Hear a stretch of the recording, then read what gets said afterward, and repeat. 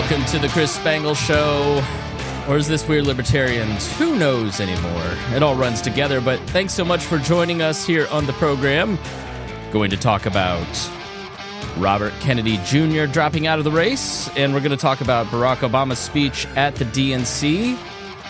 Basically, this is the, well, how do I put it? What is and what everybody would like to be. Right? So we'll start with the what is with Robert Kennedy Jr. So Robert Kennedy Jr., if you don't know, he's running for president. He is the son of Bobby Kennedy, who was the brother of JFK, and famous Democratic family. And he is running for president. He started running in the Democratic Party, then eventually got frustrated, dropped out, became an independent, flirted with the Libertarian Party at one point, flirted with the... Now he's endorsing Trump, so he's kind of been all over the map. And he also put a dead bear in Central Park, which, as funny as Donald Trump is, that is the funniest thing that's happened in this election cycle. Go look that up. We won't play the video. But Robert Kennedy Jr. announcing yesterday that he is suspending his campaign. He's dropping out of 10 swing states, but he is staying on the ballot in states that aren't close. And he is suspending his campaign instead of closing it, which means he can continue to take donations. So Robert Kennedy Jr. is head of the, I believe it's called the Children's Defense Fund. Correct me if I'm wrong. But he is probably, I think his reputation when he dies will be pushing the anti-vax movement. I think that's a lot of why many people from the left, the right, the center, the Libertarians have supported his campaign is single-issue voting. So they'll presumably go to Trump, but that's complicated. With me today is Rhinehold. Rhinehold, good morning.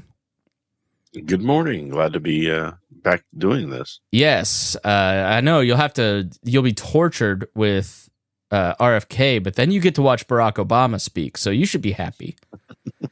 And go ahead. It's a fun time. Yes, and then also joining us is Hodey Johns. Hodey, how are you?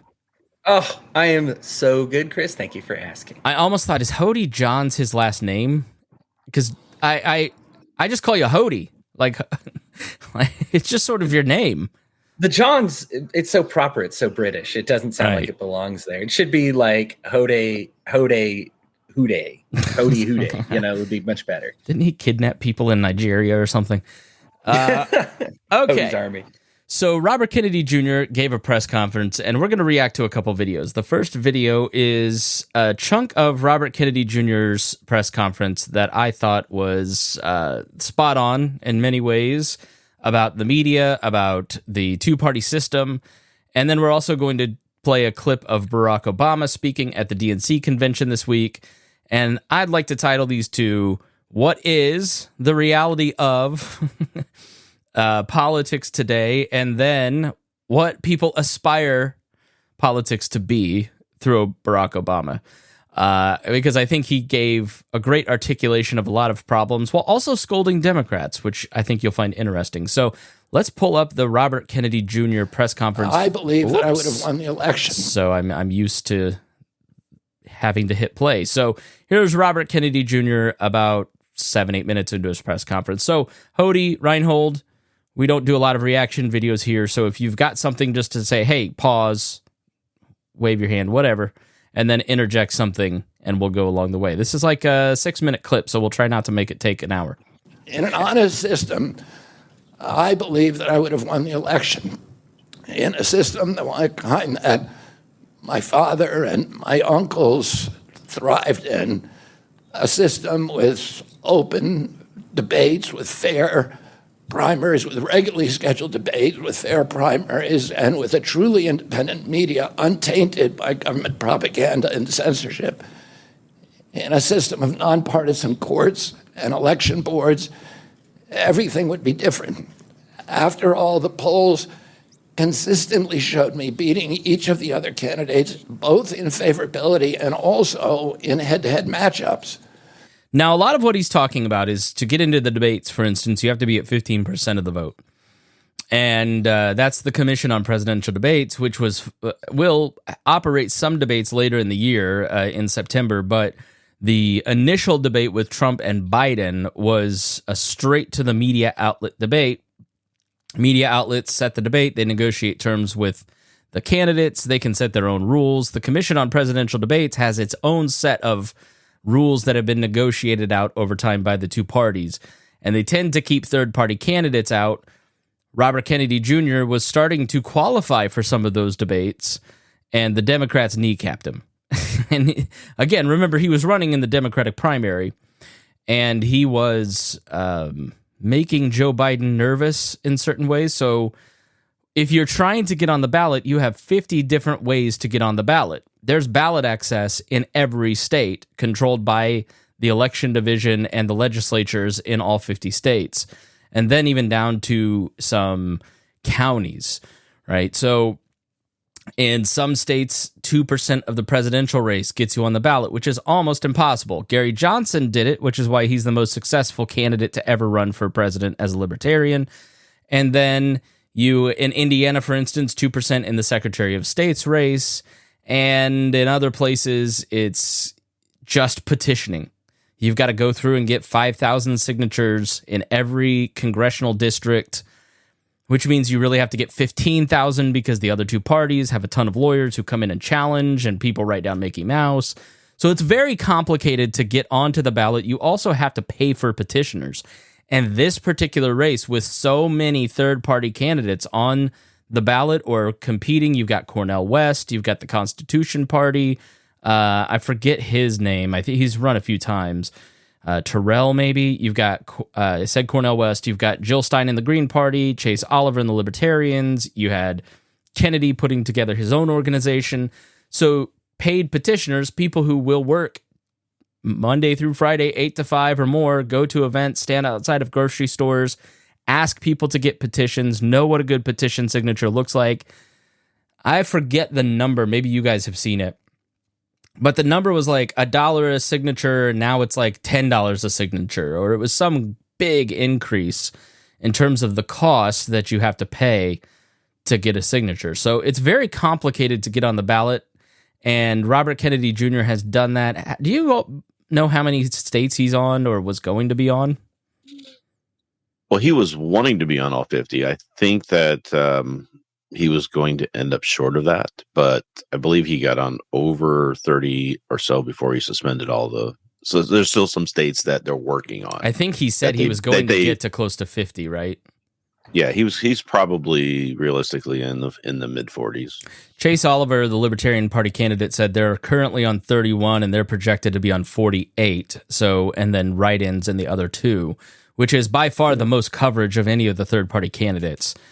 So, yeah, and New York makes that 50 almost impossible these days. Yeah, and New York, a Democratic state, which lends credence to a lot of what he's saying.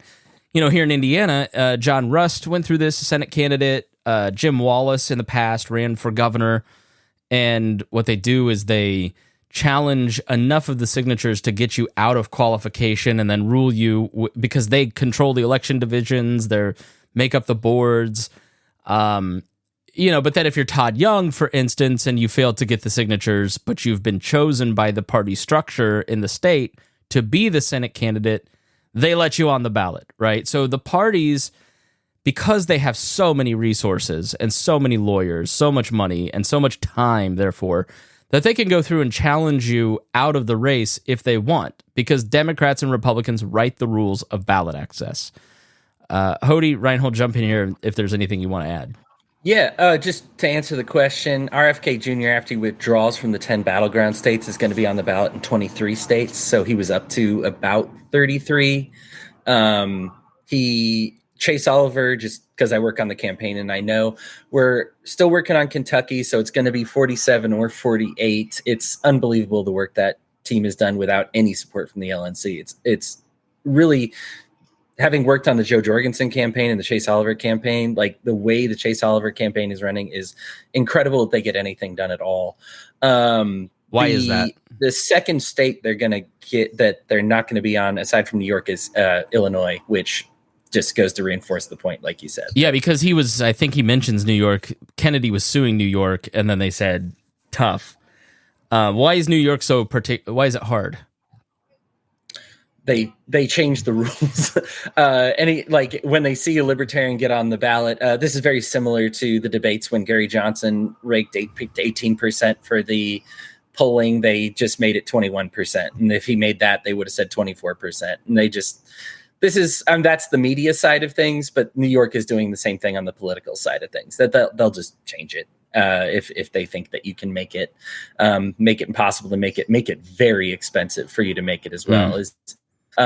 You're in charge, so how it would work is you submit the signatures and the petitions. Let's get tangential. I want to hear the tea. Why is it so? Between Jorgensen and Chase, is Steve Dosbach? I think ran both, right? Like, what's the so you've got some of the same infrastructure. What's the difference?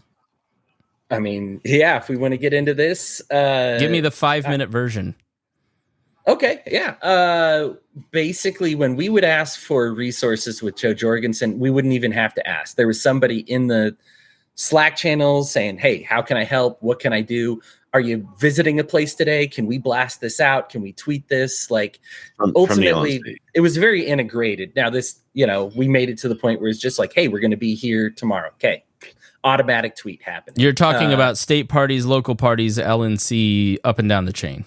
Correct. Yes. So if we were going to be in Alabama, the Joe Jorgensen or Spike Cohen was going to do a speaking appearance at Alabama, there would be somebody in the Slack channel from Alabama who had control of the social media and would blast that out. Then there would be somebody on the national level who would tweet about it, post a Facebook post about it.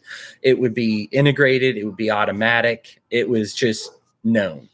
And so when we would schedule those things, they would say, well, how can we help? Oh, this is going to be better in this county. Hey, let's get that over to the county affiliate.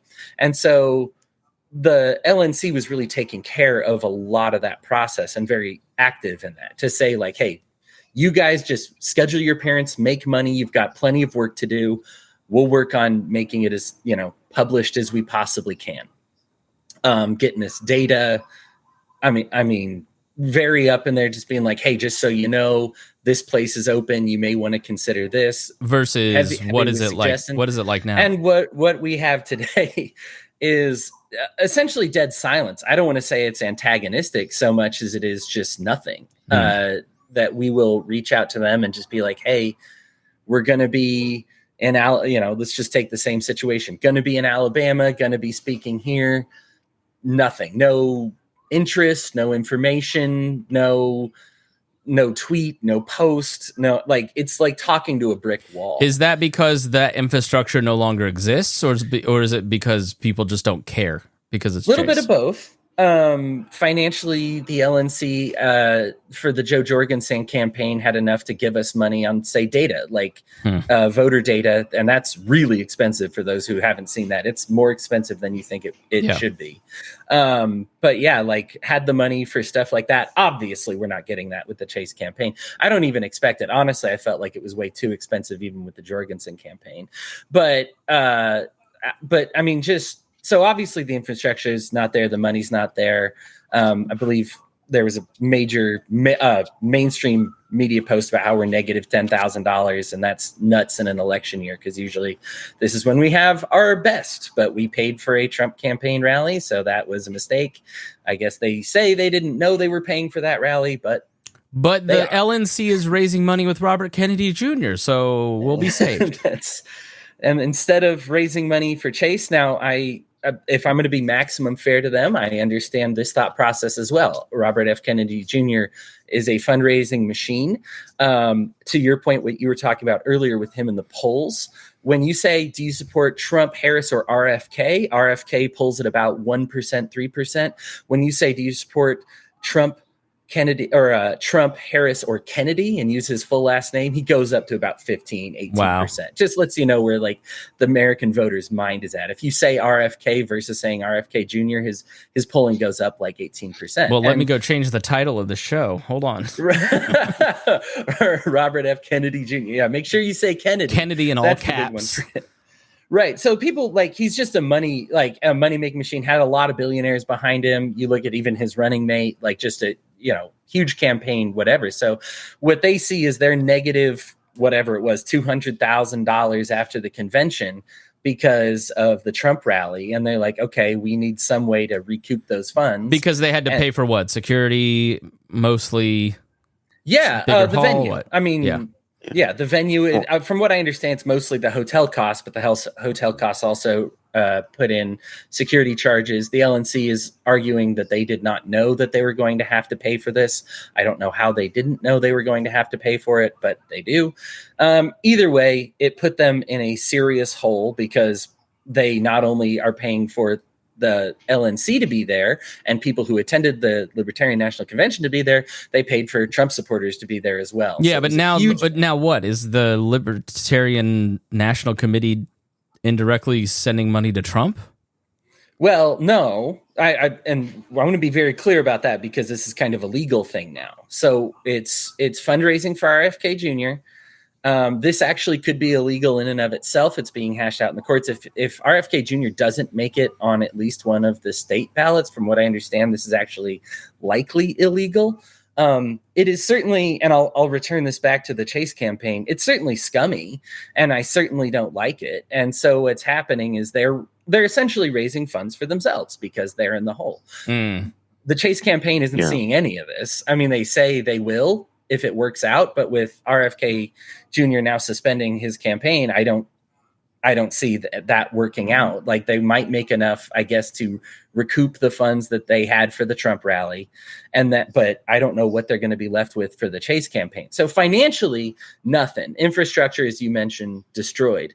But more antagonistic and more upsetting to me, because what the biggest difference makers that I could detect from the Jorgensen-Cohen campaign was just the publicity. Right? Like, this is what it was all about, is getting eyes on us. I mean, this would even affect donations, because if people have eyes on us, they're very likely to donate after attending a rally, hearing somebody speak. Like, getting people to these events is how we make the most of our money. It's not in these one-time shady deals with RFK or, like, whatever you're doing there. The way we get most of our money is grassroots. It's we meaning Chase's campaign or the LNC? LNC in general. Like, okay. I mean, just as libertarians, the way we get most of our money isn't from one mega donor. It's from a bunch of people. And so when you see these memberships dive in and a bunch of people not doing their money anymore, that's really our lifeblood. Like, we are not the Republicans and Democrats. We don't have a federal fund to dig into, like we can't use that. So if you get a certain percentage, then your party gets federal financing, which is the $3 you check on your taxes. Yeah. I guess I'm not surprised to hear any of that. I know I saw one of Chase's tweets finally. I wondered why I hadn't seen him. I haven't seen much of Chase on any social media. He's not only not being served to me, but I've not seen other people talking about him. So it's just, I sort of keep forgetting that he's in the race. Sorry, Hodey. It's just, I'm living my life, and I went to look for speeches for a new podcast feed, which is an old podcast feed called Raw Audio Politics, where I'm just ripping, audio that are publicly available feeds of speeches like this and putting the whole unedited thing into the feed so I can listen to it while I play basketball and work out. But you can listen in too if you go to subscribe to Raw Audio Politics. So I went looking for some Chase speeches, and I found two. Like, at this point in 2016 for Gary Johnson, it was dozens, but it was about 2 in 2012, Gary Johnson's campaign. So yeah, it sort of feels like the strategy worked of moving the party backwards in order to help Trump and not get momentum. Like, you could say that's a conspiracy theory, but could they have achieved it any better if it was intentional? No, I mean, at this point, McCardle's openly rooting for Trump. I mean, she tweeted it. They retweeted it from the Libertarian Party official account, said we're still going to work with Kennedy and Trump to win this election. So, I mean, it's... You remember when Angela, first started, when the whole Chase thing and he was nominated and there was a lot of pushback from Angela, it was we're going to support him on any place where he could help beat Biden. Right. So they were focusing on avoiding the battleground states and not pulling votes away from Trump or trying to get votes away from Biden. And so they're doing that calculation where they were openly saying, they weren't saying we're supporting Trump. They would just say, we don't want Biden in. Right. So that was their goal. And now that you're hearing this exact same thing come from RFK Jr., that's the same mentality, the same logistics that they're going for is just to beat the Democrats. Yeah, right. Well, I mean, he has a like at what point when you've been sued out of the race by the Democrats, don't you go, all right, well, the day after your nominee speaks, I'm going to steal the news cycle from her so it hurts her bounce, and I'm going to help the other guy because middle finger to you all. So I guess I don't blame him, but he lays out why he feels that way. Let's continue with Robert Kennedy Jr. But I'm sorry to say that while democracy may still be alive at the grassroots, it has become little more than a slogan for our political institutions, for our media, and for our government, and most sadly at all for me, for the Democratic Party. In the name of saving democracy, the Democratic Party set itself to dismantling it, lacking confidence in its candidate, that its candidate could win in a fair election at the voting booth. He's talking about Joe Biden there. So they felt Biden was weak. Why are you shaking your head? Everything he just said is exactly true. Rhinehold. Okay. No, he's going to go someplace. It's just kind of ridiculous, but that's fine. Okay. Just wave your hand when you're ready to fact check him. If you don't know, his voice sounds weird. It's not the audio. He has a vocal cord issue that causes him to speak like that. I think a degenerative genetic thing. So DNC waged continual legal warfare against both President Trump and myself. Each time that our volunteers turned in those towering boxes of signatures needed to get on the ballot, the DNC dragged us into court, state after state, attempting to erase their work and to subvert the will of the voters who had signed those petitions. By the way, not abnormal. This is why ballot access, automatic ballot access, for instance, here in Indiana, is so important.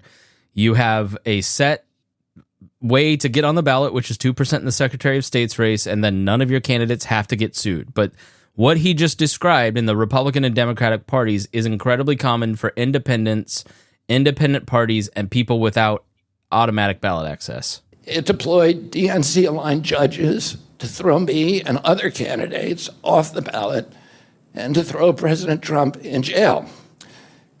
It ran a sham primary that was rigged to prevent any serious challenge to President Biden. Then when that I don't necessarily agree with, because nobody wanted to run against Biden. I mean, he did, but Democrats by and large don't seem to take him seriously. Rhinehold, is that what you were shaking your head about? No, he's well. The first thing was him including the using the Democrats were using the courts to go after Trump. I mean, Trump committed hundreds of actual crimes that they're going after. It's not like the Democrats are specifically targeting him and using the courts to take him down. Does Eileen Cannon not help Donald Trump, in your opinion? Why wouldn't Democratic appointed judges do the same thing? If you believe that the Republicans do one thing, then why wouldn't Democrats do the opposite? I don't know about Eileen Cannon, whether or not it was her doing it because she was in the tank for Trump, or her doing it because she's just incompetent. She is the judge appointed to one of Donald Trump's court cases, appointed by Trump. So let's move on. We got a lot to cover here, but we could argue all day. Predictably bungled debate performance precipitated the palace coup against President Biden. The same shadowy DNC operatives appointed his successor, also without an election. They installed a candidate who was so unpopular with voters that she dropped out in 2020 without winning a single delegate. Can't hear you, Chris. Oh, okay. Well, sorry about there that. I had I had hit the wrong button. I was in. Thank you. So so he's not wrong. But let's tell the whole story. All right. Here's how it works. Okay, because I agree with it not being democratic that Kamala is the nominee, but this has nothing to do with democracy, right? A primary is closed party business. It's paid for by the taxpayers. When you show up to vote in a primary as a Republican or a Democrat, you're not participating in a free and open election for your representative. You're participating in the party's choice on who will be the nominee. So the party is completely within their right and ability to appoint Kamala Harris and replace Joe Biden at their convention. That's how the whole system is supposed to work because, again, it's representative democracy and at work, right? You have precinct committeemen who work into ward chairmen, who work into county chairs, who work into state central committee people, who work into national committee members, and they're elected in those primaries or conventions all along the way over a period of years. And so your committees are supposed to reflect an accurate representation of the grassroots. And so they didn't subvert democracy by replacing her per se, but in doing it the way that they did it, they definitely, guys, left her open to this criticism, especially from a guy who was trying to participate in their primary, who is a lifelong Democrat. All right, let's keep going. My uncle and my father both relished debate. They prided themselves on their capacity to go toe-to-toe with any opponent in the battle over ideas. They would be astonished to learn of a Democratic Party presidential nominee who, like Vice President Harris, has not appeared in a single interview or an unscripted encounter with voters for 35 days. This is profoundly undemocratic. How are people to choose when they don't know whom they are choosing? And how can this look to the rest of the world? My father and my uncle were always conscious of America's image abroad because of our nation's role as the template for democracy, the role model for democratic processes, and the leader of the free world. Instead of showing us her substance and character, the DNC and its media organs engineered a surge of popularity for Vice President Harris based upon, well, nothing. No policies, no interviews, no debates, only smoke and mirrors and balloons in a highly produced Chicago circus. There in Chicago, a string of Democratic speakers. Go ahead, Rhinehold. Hodey wanted to say something. I was just trying to help get your attention. Appreciate that, Rhinehold. So the debate, we've had 3 in a row that have changed the election completely. You look at what Trump did the first time he debated Joe Biden, completely blew it for himself. You look at the results of the election, that absolutely lost it for him because he was out of his mind.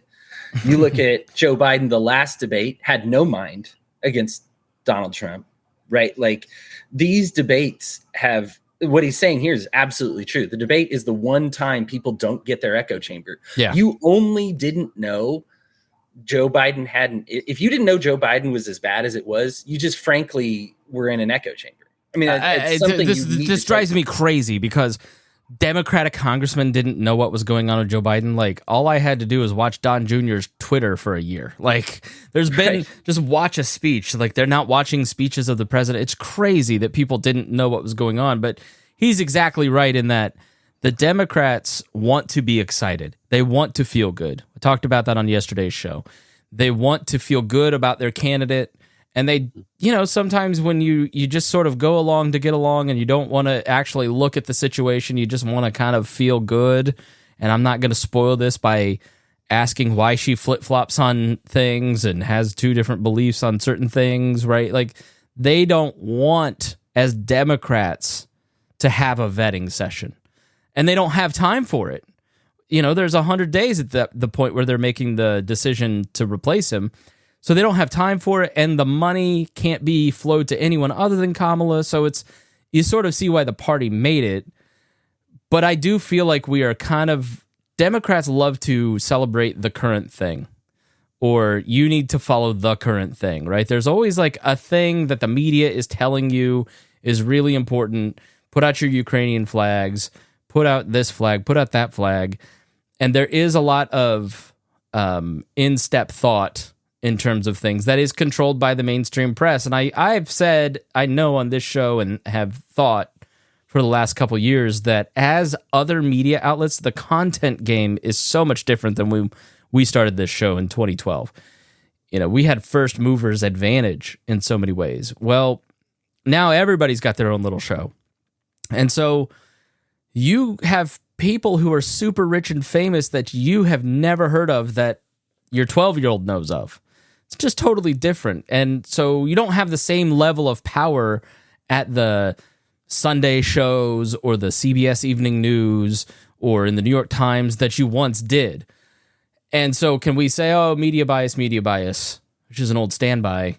I think we can, because we've just watched someone go from, in June, a pretty unpopular vice president to a once-in-a-generation candidate, according to some people, like Jonathan Chait. Like, it just, their perception of Kamala hasn't changed, or nothing about Kamala has changed, but perception about her has changed. And so I think his indictment of the media not taking its responsibility towards actual democracy, it's the way that Republicans have this fake patriotism of Lee Greenwood and fly the flag. Democrats almost have this cotton candy version of democracy, which is whatever the Democrats think is democracy, as opposed to what Robert Kennedy Jr. is arguing, which is democracy is where you have multiple voices on the stage competing, even if we only have 100 days. It's not about the Democrats winning. It's about the American people picking. And so that's why so much of this passage of his press conference really spoke to me. Yeah, I'm just saying, like, there's a reason you don't want Chase Oliver up here if you're a Democrat, like, or a Republican, really. I mean, this is Chase he debated Raphael Warnock, who by far was the best speaker of any of the speakers at either convention. Chase trashed him on stage. Chase beat Art Laffer in the Soho Forum. 1 in 5 people that watched that were thinking about voting for Trump said, no way I'm voting for Trump. I'll go Chase, right? 1 in 5 people. And that's in like an hour and a half long, right, debate. And then you looked at what happened at the free and equal debates where he was like against Jill Stein and what's his face. Yeah. And like, that was just the Chase Oliver show, right? So like when RFK Jr. is talking about debate, this is something that libertarians, while I don't agree that Kennedy would necessarily come out head above everybody else when it comes to a debate, he deserves to be on that stage. And these American people deserve to look at him or Chase Oliver and go like, oh, this guy's just these candidates don't want to be indicted. Not Gabby Giffords, Tulsi Gabbard eviscerated Kamala Harris with her own record, and she was impolite about it. And so we talk a lot about norms, and norms are important. The way that you talk about other people is important. But I think as a culture, America in this point has like a, I forget who said it, but we are like a codependent nation where we're all adult alcoholics of children of adult alcoholics, of which I am, where you want to people please and make everybody happy and never bring up the tough stuff because we don't have the muscles to actually fight it out and have conversations anymore. And so we translate that into our politics where they don't want their record put in front of them. Yeah. So yeah, I agree. I think the shame about Chase is that Chase is like the first homegrown libertarian messenger since Harry Brown that hasn't come from the Republican Party really. And he never really got a fair shake, mostly out of bigotry because of his sexual identity. I mean, go look at the replies to his tweets. They're totally abhorrent. And he's never gotten a chance. And it's a shame because when you look at his messaging, he got 3% in that Senate race, in a very tight race that determined the Senate in 2022, was it? And yeah. Shane Hazel, the Mises guy, got less than 1% in the governor's race that same cycle. So the libertarian vote didn't stay consistent between the two libertarian candidates in the same cycle. And I think if you go look at Shane's Twitter now, you'll see why. Oh my so gosh. It's kind of sad. I like him personally, but man. All right, Rhinehold, go ahead. One thing I want to bring up, though, is that we talk about how, media doesn't want to talk about the issues. But the problem is that the people don't want to hear about the issues. The people don't care about issues. And a lot of people are trying to say it's the media that's causing that. And I think that just the media is responding to that's a fair point. Society is trying to say. and wanting, because you have how many years of Trump who is completely off the wall on his policies, back and forth, left. You talk about flip flopping or being inconsistent. I mean, he's you had terrible two about all of that Democrats stuff. on stage hugging each other last night. Donald Trump was a Democrat a decade ago.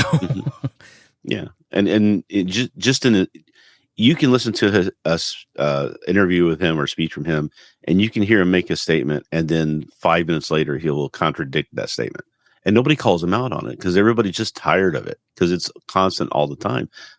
People just don't want to even go into that anymore. They don't want to discuss it. They don't care so much about the issues. That's why it's like there's no way that we're going to get to the day of the election without. I mean, we know we're going to have a couple of debates anyway. So there's going to be times when Kamala's got to get up there and she's going to talk about a record in a debate, but it's not going to matter because it's going to be not what the people really want to hear about or care about. They're not policy wonks. They don't really. They're more about the feelings, and that's the way it's kind of been for a long time now.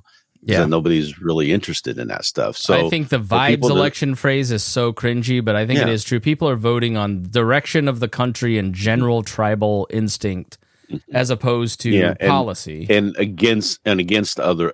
Like I want to vote against Trump, or I want to vote against Biden. Or it's like when you see at the DNC someone, they're going to take my gay marriage away from me. Like, I just don't think that the American people are going to stand for that. Maybe some legislators in the Republican Party would try to do that, but by and large, there's no mass movement for that, right? I mean, it's a bit of fear mongering, and the Project 2025 stuff. We're not going to get into it, Rhinehold, but brilliant sloganeering and propaganda by the Democrats, but not always fair. So let's get back to Robert Kennedy Jr. Mentioned Donald Trump 147 times just on the first day. Oh, who needs a policy when you have Trump to hate? In contrast, at the RNC convention, President Biden was mentioned only twice in 4 days. I do interviews every day. Many of you have interviewed me. Anybody who asks gets to interview me. Some days I do as many as 10. President Trump, who actually was nominated and won an election, also does interviews daily. How did the Democratic Party choose a candidate that has never done an interview or debate during the entire election cycle? We know the answers. They did it by weaponizing the government agencies. They did it by abandoning democracy. They did it by suing the opposition and by disenfranchising American voters. When he says weaponizing the agencies, does he mean going after Trump and him in court? Yep. Okay. FBI, Trump, that sort of thing. What most alarms me isn't how the Democratic Party conducts its internal affairs or runs its candidates. What alarms me is the resort to censorship and media control and the weaponization of the federal agencies. When a U.S. president colludes with or outright coerces media companies to censor political speech, it's an attack on our most sacred right of free expression, and that's the very right upon which all of our other constitutional rights rest. President Biden mocked Vladimir Putin's 80. Yeah, part of what he's talking about there, if not most of it, is the push to weed out misinformation on these platforms, and of which he, with the vaccine stuff, obviously probably gets banned a lot on things. Yeah, but I do get a little tired of hearing people talk about how media is censoring them. Nobody can hear what they have to say. Meanwhile, making a speech that's being carried by every news media. Yeah, but you see what I'm saying? It's not as much him. It's it's election season, and so therefore I keep getting 3-day bans for memes that I posted a year ago on Instagram. But that's not what he's talking about. I think exactly what his message being censored. Yeah, but why hear what he can't has to say. If he represents 15% of the country, why wouldn't CBS want to have him on the show to ask questions? They don't have him on, but they don't have him on and give him tough questions. That only happens on podcasts. they don't want to, the press, and I think he mentions it here, so often looks at its verification checks against misinformation as, what does the government think? Let me ask a government agency like the CDC what is misinformation or not. That's not the role of the press. You know, they don't want to have him on because they don't want to platform him. That's why the National Association of Black Journalists, you had 2 board members quit because he came and spoke. So they don't want to platform Trump as opposed to sitting there asking him tough questions and making him slip up and giving us a key piece of Donald Trump's psychology and views on race. In one comment, you understand exactly what he meant, right? And that's why people like him, because he's racist, or they hate him because he's racist, right?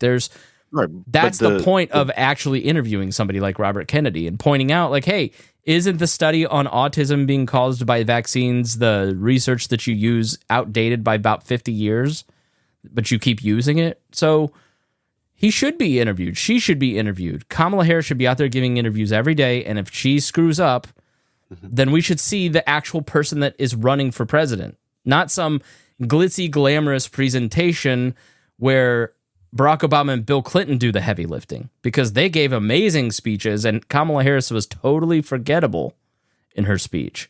But she, as I said yesterday, I view her as like the Vinny Testaverde of presidential candidates. She's gonna do well. She's gonna be a solid journeyman, but she's not Tom Brady like Bill Clinton or Barack Obama or Michelle Obama, for that matter, who killed it. Go ahead. Let Rhinehold respond, and then Hodey weigh in. No, I'm just, like I said, there's discussion being made about all that stuff and whether or not that's what people want to hear. That's why the press isn't doing that stuff, because people don't want to hear that stuff, really. But he's trying to say he's specifically being targeted for censorship by the media when they're literally carrying what he has to say all the time. And they do report on it. There's articles in New York Times and Washington Post about stuff he says.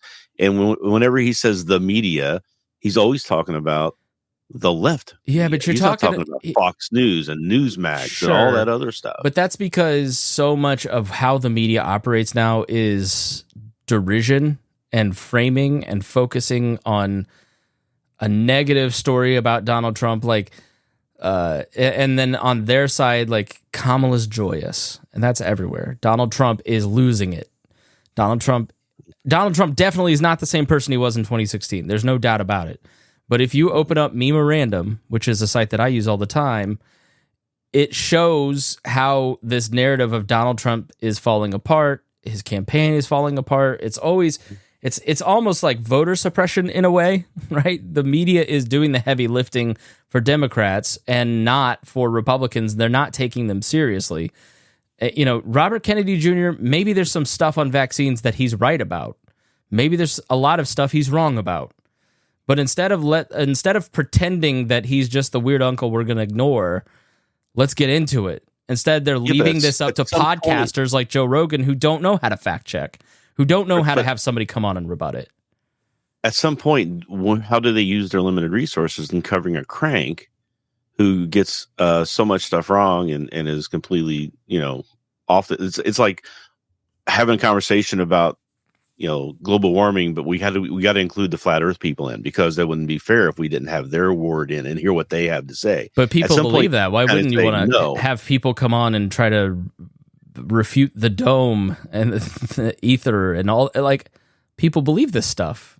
And the further we've tried to root misinformation out of the public square, the more entrenched it becomes. I think it's been the other way around. We spent so many years trying to do a balanced journalism where you say, okay, let's bring on someone else who has a different point of view and see what they have to say, even though they're completely off in left field, and that's allowed that stuff to grow and fester, instead of the press saying, hey, no, this is wrong. Here's all the facts and all the reasons why it's wrong in a huge article, but nobody reads that, right? So the way I'm built is I like to take everybody seriously and take them at their word. Maybe it's a flaw of mine, but I tend to just look at people and go, let's give them the benefit of the doubt and then pull apart what they actually are arguing. Yeah. But then Paul does have a point too. Is like, what I was trying to say is that he's trying to say that nobody covers him, nobody gives him interview, that stuff. But he just said that he does 10 interviews a day. Right. So who's doing these interviews if the press isn't doing it? Fair enough. Yeah, I mean, Paul says, except me, you never take me seriously. Paul, I responded to you and gave you, I do take you seriously, but I also like having fun mocking you, and vice versa. Paul was going on about science and something, and I just, I don't even disagree with him. I always just like to poke at him, like, how can I make him rage quit? Because he gets so worked up about like science misinformation, and it's like Galt. It makes me laugh. Go ahead, Hodey, before we keep going. Yeah, I think I'll just keep it simple. Chase is at his best when he has a Republican or a Democrat next to him. Chase by himself is fine, but like, when he's scorching somebody, it's when he's next to somebody. I'm with you on this one. Put the crazy out there. Let people tear apart crazy for what it is, and it's absolutely how things used to operate. You read a book like The Guarded Gate, and you look at how they needed to repress dissent in order to pass the things that they do. And everything's fine when we take the crazy person, put them on stage, and make them look crazy. Like, I will say this, as far as bias goes, look right now. I mean, there are over 50 members, senior intelligence officers, FBI, CIA people that signed a document saying that the Hunter Biden laptop story is fake.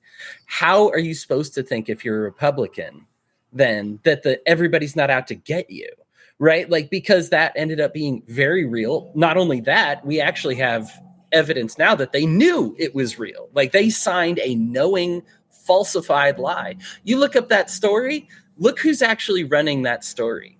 Like, you'll find one story on PBS, one on NBC. You'll find 100 on, some podcaster's site. The thing is, if it's true, then people deserve to know that. And you look at how carefully the DNC curates all this information, right? Like, just being like, you may not ask this question. You may not look into this. We won't have a debate unless you ask this, that, or the other. Now, the Republicans do this too. In fact, one of the things that's lost on the whole Twittergate thing is that the Republicans actually sent more requests to take down things than the Democrats even did. Elon Musk, by the way, is more compliant with taking down posts and information than the last regime even was. So I want to pop that bubble right now. I'm not trying to take a side. Please, no, Rhinehold didn't take his blood pressure medicine. You can't say things like that in front of him. Well, no, but I mean, I'm giving him, I'm sure he knows, right, that Elon Musk is even more compliant. Finish your point real quick, because we got to keep going. That's I agree with too, but I'm saying the Hunter Biden thing, there's more to that story than even that I don't think you guys even know about. I've been researching that one for years, and it's not true and it's not false. There's a lot of in-betweens. Yeah, and like the laptop apparently was actually... It's real, but there's also like 2 laptops, and one of them had a lot of extra juice. That, so we're not going to get into that because we're at 50 minutes, and I just check out Lev Parnas. He was involved in all of that, and he's given the details. Cassandra, there's a lot more to it. Over at YouTube says broadcasting opinions is great, but we don't see facts as much. And of course, here we are on this show. But I just read a great book by Marvin Olasky called Pivot Points, and it's sort of his evolution from a communist to a Christian journalist who ran World Magazine, which is awesome, and then eventually was let go because of the Trump era, because they basically started to put business and opinion first as opposed to on-the-ground reporting. And this is a fundamental problem. Like, this is, again, part of the problem that I have with the media-biased argument is that most of talk radio is on the backs of straight reporting. They're pulling up mainstream news articles and then going nuh-uh or giving their opinion on it. We rely on the ground reporting, but part of why people are so confused about things is that everything is opinion, because that makes these outlets more money than actual on-the-ground reporting. And again, back to Rhinehold's point, that's what people want, so they're going to give it to him. Paul says, you know how to get directly to the muscle tissue under my skin. It's a gift. I got it from my dad. 8% landslide in the Russian elections, observing that Putin and his party controlled the Russian press, and that Putin prevented serious opponents from appearing on the ballot. But here in America, the DNC also prevented opponents from appearing on the ballot. And our television networks expose themselves as Democratic Party organs. Over the course of more than a year, in a campaign where my poll numbers reached at times in the high 20s, the DNC-aligned mainstream media networks maintain a near perfect embargo on interviews with me. During his 10-month presidential campaign in 1992, Ross Perot gave 34 interviews on mainstream networks. In contrast, during the 16 months since I declared, ABC, NBC, CBS, MSNBC, and CNN combined gave only 2 live interviews from me. Those networks instead ran a continuous deluge of hit pieces with inaccurate, often vile, pejoratives and defamatory smears. Some of those same networks and colluded with the DNC to keep me off the debate stage. Representatives of those networks are in this room right now, and I'll just take a moment to ask you to consider the many ways that your institutions have abdicated this really sacred responsibility, the duty of a free press to safeguard democracy and to challenge always the party in power. Instead of maintaining that posture of fear or skepticism toward authority, your institutions have made themselves government mouthpieces and stenographers for the organs of power. You didn't alone cause the devolution of American democracy, but you could have prevented it. The Democratic Party's censorship. All right. First off, not one of these candidates is going to save American democracy. Okay. RFK Jr., not the savior of democracy. Kamala Harris, not the savior of democracy. Again, 8 years in Russia, democratic reforms were built. Putin gets in office. It takes him 20 years to pull down democracy in Russia after 8 years of building. We have 250 years as a democracy and a republic. It's going to take a lot more than Donald Trump, Kamala Harris, RFK to destroy American democracy or to save it. You can be active in American democracy, and I get it. Donald Trump represents something that is fundamentally a different choice in how we're going to govern by supercharging the executive branch out of grievance.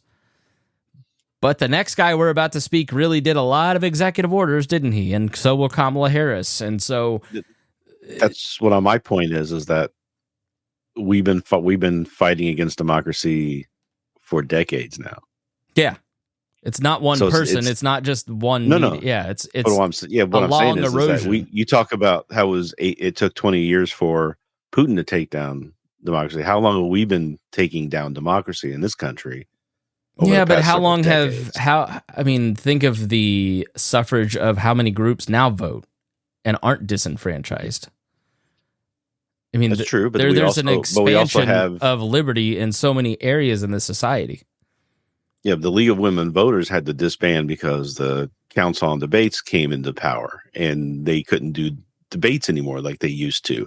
The press used to go after Nixon hard, like that sort of thing. And then now they're soft pedaling and stuff. Then they go after Trump and they're being told they're being too hard on Trump and they should back off on that. And then so the press is lowering their job of holding power to account for years. Well, they have less power themselves. Yeah. So then what happens is that, so like I said, we've been kind of going down that track for a long time. And no, I don't think we're there tomorrow. I don't think if Trump gets into office that immediately it all goes out the window, but there will be a big jump towards that. I think so, but it's still it's always really, and a lot of people, and we talk about this a lot especially with this, it's still the people who are in control, whether they realize it or not, and they utilize it or not, they still have the power. Mm-hmm. If you watch what people can do when they really come together and they can eliminate New Coke in a span of a couple months. If the people really combine and want something and do it, there's nothing that can really stop them. and we just stop ourselves is what happens. Yeah, we I think fight if you look at ourselves. We talk about civil rights took 10 years to change American society on a better trajectory. Me Too, over 2 to 3 years, changed, I think, a lot of cultural norms in a positive direction in just a brief period of time. So yeah, I do agree. There's a lot of power there. All right, let's continue on.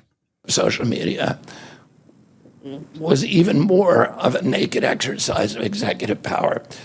This week, a federal judge, Terry Doty, upheld my injunction against President Biden, calling the White House's censorship project, quote, the most egregious violation of the First Amendment in the history of the United States of America. Doty's previous 155-page decision details how just 37 hours after he took the oath of office, swearing to uphold the Constitution, President Biden and his White House opened up a portal and then invited the CIA, the FBI, CISA, which is a censorship agency, it's the center of the censorship industrial complex, DHS, the IRS, and other agencies to censor me and other political dissidents on social media. Even today, users who try to post my campaign videos to Facebook or YouTube get messages that this content violates community standards.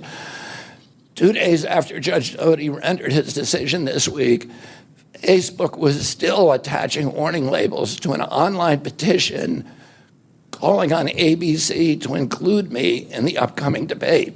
They said that violates community standards, their community standards. The mainstream media was once the guardian of the First Amendment and democratic principles, and it's joined this systemic attack on democracy. It also, the media justifies their censorship on the grounds of combating misinformation, but governments and oppressors don't censor lies. They don't fear lies. They fear the truth, and that's what they censor. And I don't want any of this to sound like a personal complaint, because it's not. For me, it's all part of a journey, and it's a journey that I signed up with. But I need to make these observations because I think they're critical for us doing the thing that we need to do as citizens in a democracy to assess where we are in this country and what our democracy still looks like, and the assumptions about U.S. leadership around the globe. And are we living up, are we really still a role model for democracy in this country? Or have we made it, a kind of a joke? All right, final thoughts on RFK. First one is the initial statement. He said that he thinks he could have won this election is delusional. He would not have had any chance of winning this election. Second, yeah, but why?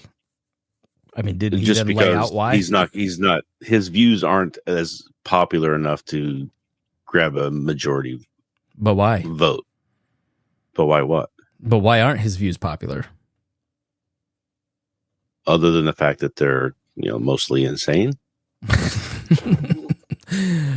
I'm playing devil's advocate to point out, like, I know. He's laying out the case. Well, like, if you take me off the ballot and then never give me interviews, and then I have no chance. Separate RFK from the vaccine stuff. That's the challenge for all third-party candidates. I mean, that's the entire reason that a like these debates, Hodey and I kind of went back and forth on it at one point. Media outlets have limited time for a debate. And so they have 30 minutes, usually, maybe an hour. And you've got to give everybody fair and equal time. So you give each candidate 2 minutes to answer a question.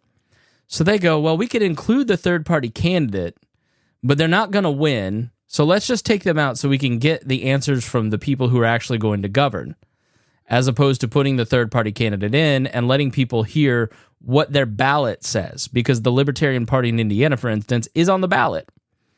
But they've made the decision that it's not worth your time to hear them.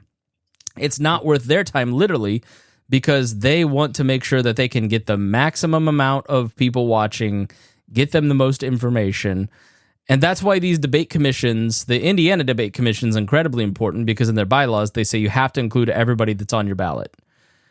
And killing that off is a huge mistake, because now what you've done is you've given it back to the local TV station that demands you raise $100,000 to get on the ballot, which Don Rainwater could do and did. But there's a lot of other people that don't make that. And then when they show up to vote, they go, oh, there's a third choice. Wonder what that guy believes. Right? Because people don't pay attention. Like I was talking to somebody the other day who said, yeah, I just found out like 3 days ago that Kamala Harris is now the nominee. Like literally hadn't heard in a month that any of this had happened. So just checked out. She said, I get all my news from you. I was like, oh boy. I do appreciate that trust. Mm-hmm. And I take it seriously. But I think the entire argument that he's presenting there is right. I mean, maybe RFK doesn't represent the views of a lot of people, but this country has a dozen different directions that it wants to go in political views that could be put on our ballot. And he just articulated why that doesn't happen. Right. But here's the thing, too, is that our country also has so many more ways to get messaging and media and information across, that the fact that you know him and he's getting poll numbers like that is kind of goes against his point. Right. I mean, I am 100% in agreement with the debate stuff and news media trying to carry and give the information out there. But also he couches his actual good points in such kind of paranoid drivel that it's really hard to take him as seriously as I think you're wanting us to do. I mean, why wouldn't you take somebody seriously who has grown in influence, especially post-COVID and the way that COVID was handled? Why wouldn't you take him seriously? Because if you want to teach people not to believe what he believes, you've got to actually take him seriously. You cannot deride someone out of the race. This is, I think, an important point of why Kamala Harris is starting to be successful, where Hillary Clinton and Joe Biden haven't been. Although Joe Biden beat him, Hillary Clinton just mocked him, put him down, obsessed over him a little bit, talked down to Trump, played it, kind of lazily because she didn't think she had to, and she lost to him. Joe Biden was going to lose this race because he was like, we all need to be really afraid of this guy. He took him too seriously. Kamala's most effective line in that speech the other night was, he's an unserious person, but we do need to take it seriously that he's running for office. Right? They're taking him seriously, but they're also treating him unseriously. Right. And like I said, I'm not saying he doesn't have points to make. I'm just saying that his points become harder to digest because of the paranoia stuff that he's got going on, where they're all after him, they're all out to get him, they're going to keep him out. The fact that he's out saying it and people are hearing him saying it and is being carried by all the news media goes right against that whole paranoia argument. Yeah, the media does try to pick and choose who they give their time and effort to, because it takes a lot of work to get that stuff out. It takes a lot of work to cover somebody and to do all this stuff. So they do have to pick and choose. You can't just give everybody a voice, because that's what social media is. And look how, cacophonous and a lot of waste of time that is. But it's still, they still need to be doing that. But like I said, he actually hurts his arguments, I think, sometimes because of that, by adding that stuff on top of it. The weaponizing the FBI to go after Trump. Why is he bringing that stuff up in this case? Because that's not what's going on.